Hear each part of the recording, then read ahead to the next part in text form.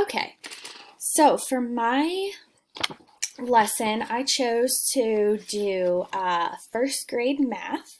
So my standard is using addition and subtraction within 20 to solve word problems involving situations of adding to, taking from, putting together, taking apart, comparing, etc. In this lesson, students will be able to identify two whole number word problems as addition or subtraction and solve the problem with the correct method by showing their work. First, with my lesson, I will need a series of materials, whiteboard and dry erase markers, worksheets, videos, pretend coins, and counting chips. So to start my lesson, I will begin with a video.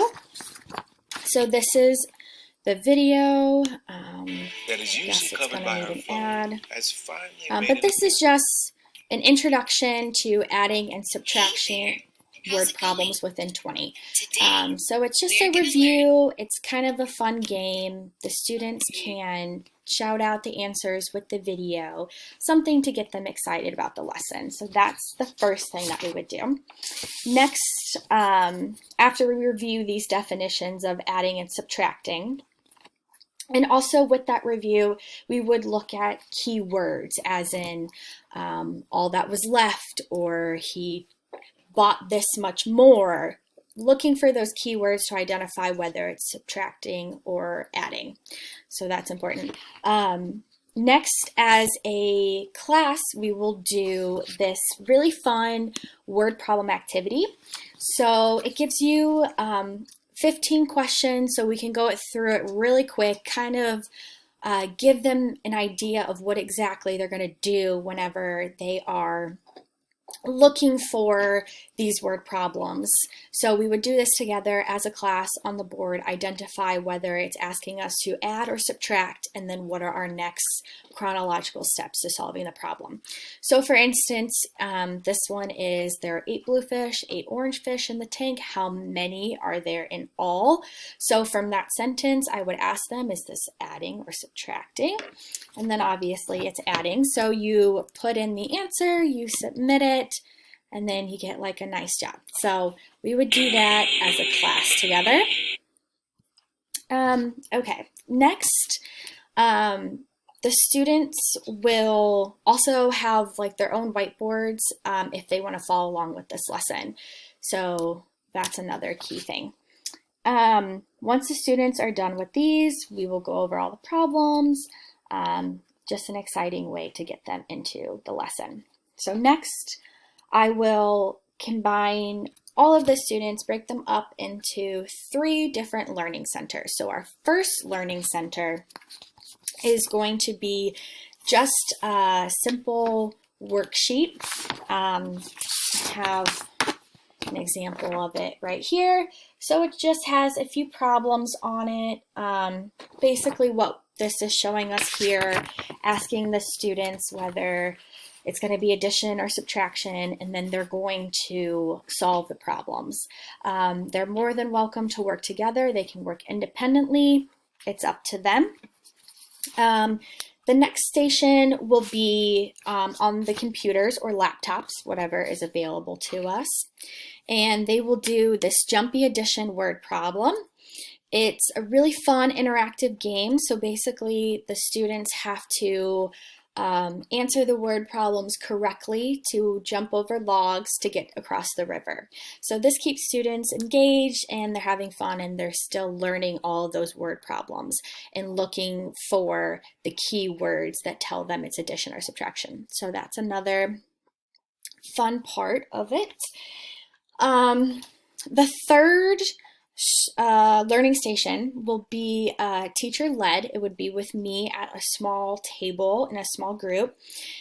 This one is called Monopoly Money. So I would have a already preset list of word problems that involve money.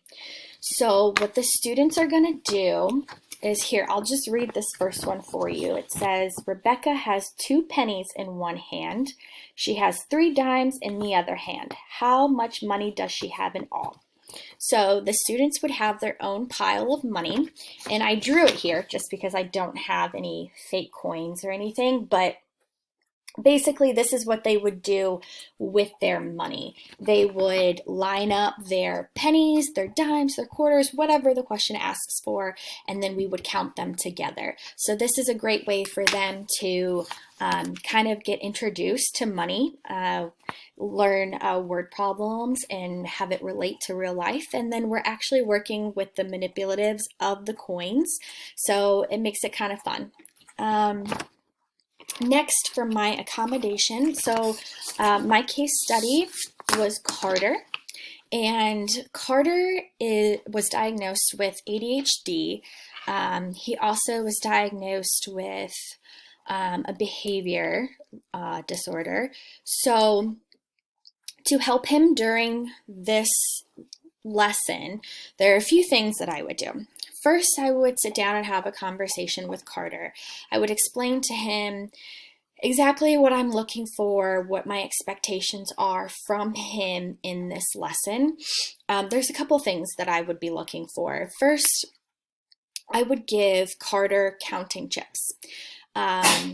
These counting chips will help Carter working on his word problems. So one of the things that really helped Carter during the case study was using objects and manipulating the objects.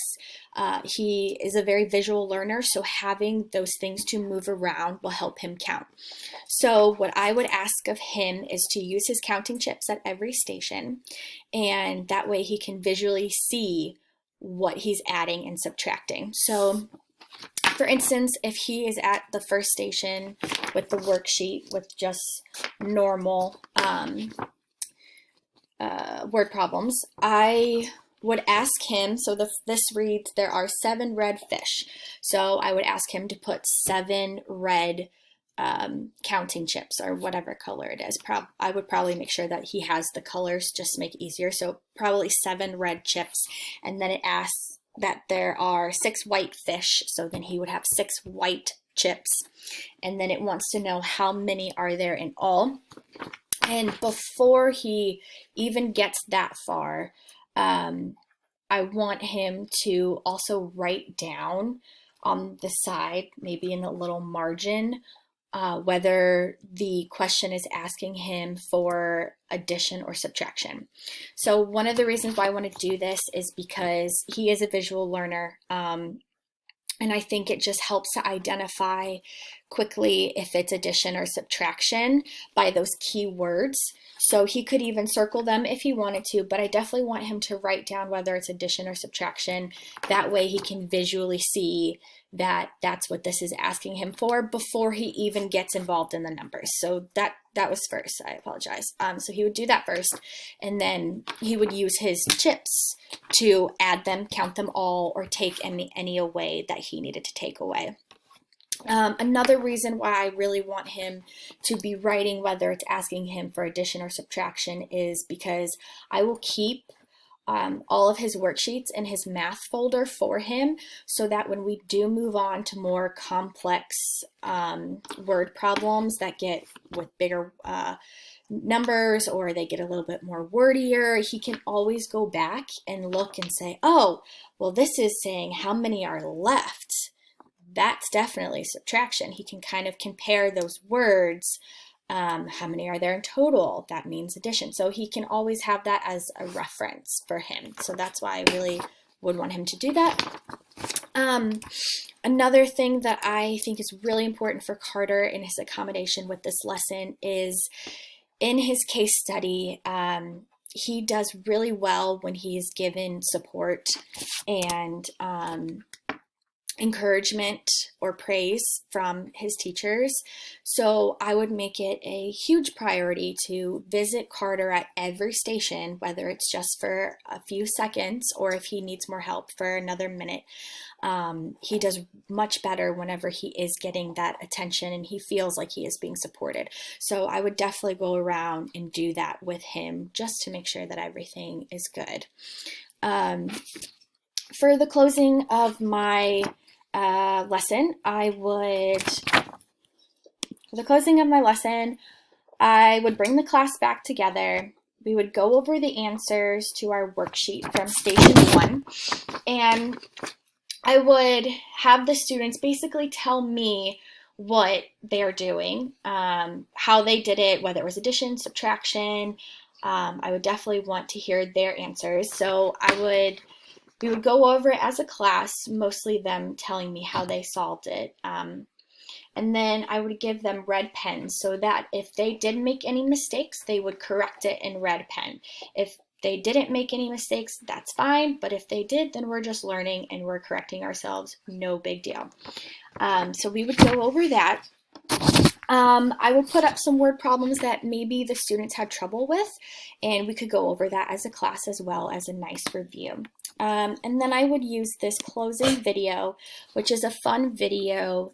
Basically, it's kind of like a storyteller where the Lego characters are in situations where either you have to add or subtract the people or whatever. And the students can shout out the answers as soon as they know them and just kind of make it fun, a good review of exactly what we learned in this lesson.